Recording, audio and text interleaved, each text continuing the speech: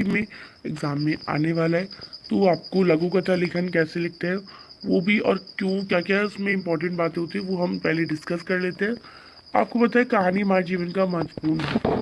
हम सब परस्पर एक दूसरे की को अपनी कहानी या किसी न किसी रूप में सुनाते हैं। प्रत्येक व्यक्ति में कहानी लिखने का मूल भाव व्याप्त होता है। हिंदी में गद्य लेखन की जो कहानी है वो एक विधा है। कहानी लिखते समय आपको इन बातों का ध्यान रखना चाहिए। कहानी की शुरुआत अच्छी होनी चाहिए। कहानी के वाक्य ना तो बहुत छोटे और ना ही बहुत बड़े होने चाहिए। कहानी की भाषा शैली सरल व तथा प्रभाव में होनी चाहिए। कहानी का शीर्षक आकर्षक व रोचक होना चाहिए। कहानी के अंत में पाठक को कोई शिक्षा या उपदेश दिया जाना चाहिए और कहानी में कसाव भी होना चाहिए। अभी इसी पर हम बेस्ड जो क्वेश्चन है उन्हें करेंगे। तो प्रत्येक प्रश्न जो है 5 अंक का है। पहला जो हम टॉपिक करेंगे, अपनी कीमत कम मत समझो। बाकी टॉपिक का आप स्क्रीनशॉट ले लेंगे और उन्हें अपना खुद भी पढ़ेंगे। तो अपनी कीमत कम मत समझो, ये हमारा शीर्षक है। इस पर हमने कहानी लिखनी है।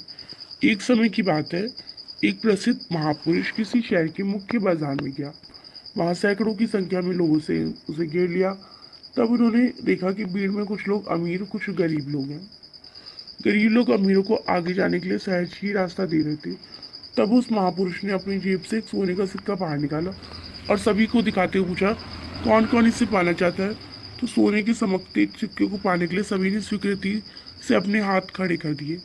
तब उस महापुरुष ने उस सोने के सिक्के को जमीन पर रख एक पत्थर से उस पर कोई प्रहार किए, जिससे सिक्का कुछ टेढ़ा मेढ़ा हो गया। तब उस महापुरुष ने लोगों से कोवै सिक्का दिखाते हुए पूछा कि अब से कौन पाना चाहता है। इस बार भी सभी ने इच्छा प्रकट की। तब इस महापुरुष ने उस सोने के सिक्कों को कीचड़ में डुबोने के बाद वीर से पूछा, अब इस सोने का सिक्का बहुत गंदा व टेढ़ा मेढ़ा हो चुका है, क्या अब भी कोई इसे पाना चाहता है। सभी ने हाँ में उत्तर दिया कि सोना तो खराब होगा नहीं। तब उस महापुरुष ने कहा, जिस प्रकार तोड़ने मरोड़ने गंदा करने पर सोने का मूल्य कम नहीं होता, उसी प्रकार जीवन में आप उतार चढ़ाव और परेशानियों के कारण हम अपना मूल्य कम आंक लेते हैं, लेकिन हमें स्वयं की कीमत कम नहीं समझनी चाहिए। ये आपकी अपनी कीमत कम मत समझो टॉपिक पर बहुत अच्छा जो है जो लघु कथा लेखन है लिखी है। 5 मार्क्स की है, तो आप इसे कर लेंगे। सेकेंड टॉपिक है, मन की हारी हार है, मन की जीते जीत। स्क्रीनशॉट ले लीजिए आप। थर्ड टॉपिक आप देखते हैं, नेकी का फल। तो नेकी का फल भी दे रखा है। फोर्थ जो कि नेकी का फल एक इम्पॉर्टेंट टॉपिक है, आपको इसे ज़रूर पढ़ के जाना है, याद करके जाना है। फोर्थ टॉपिक है तीर्थ यात्रा। तीर्थ यात्रा भी आपको अच्छे से कर लेनी है, पढ़ के जाना एक बार बस। फिर फिफ्थ टॉपिक है सच्ची मित्रता, क्योंकि आपका पढ़ के जाना है आपको। छठा टॉपिक है असली धन, ये भी एक बार आप पढ़ के चले जाइएगा। हाँ, यहाँ पे पूरा आगे से लिख लेंगे। सेवेंथ टॉपिक है लालच बुरी बला, ये टॉपिक भी आपका आ सकता है, आप इसे भी पढ़ लीजिएगा।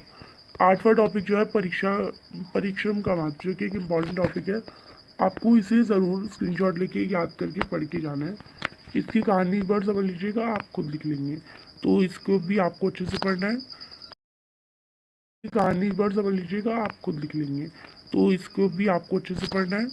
फिर है नौवा महान कौन, ये भी आपका एक इम्पॉर्टेंट टॉपिक है, आप इसे भी ज़्यादा इम्पोर्टेंट नहीं है बट आपको इसे पढ़ के ज़रूर जाना है। 10वां है सही बंटवारा, तो सही बंटवारे पे भी लिख सकते हैं। 11th है मेले कपड़े, तो मेले कपड़े पे भी लिख सकते हैं। 12वां जो है, जो कि एक इम्पॉर्टेंट टॉपिक है, गड़ाधन। गड़ाधन पे भी आपका आ सकता है, आप इस टॉपिक पे भी लिख सकते हैं। 13 है सोने का अंडा, ये सब तो कहाँ सबने कहानी सुनी है, आप इस पे भी लिख सकते हैं। चौथा है गुणवान पुत्र, ये भी आप पढ़ के ज़रूर। चौथा है गुणवान पुत्र, ये भी आप पढ़ के ज़रूर जाइएगा।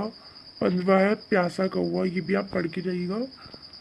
16वां है एकता में बल, जो कि एक इम्पॉर्टेंट टॉपिक है, आपको इसे अच्छे से पढ़ के याद करके जाना है।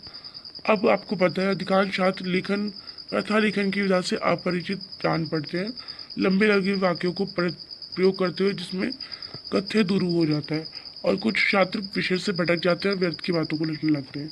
आपको कथा लेखन का कक्षा में अभ्यास करना चाहिए। कथा लेखन के समय अपनी कल्पना शक्ति का उपयोग करना चाहिए। कथा में दोहराव नहीं होना चाहिए, उसमें तारतम्यता होनी चाहिए। कहानी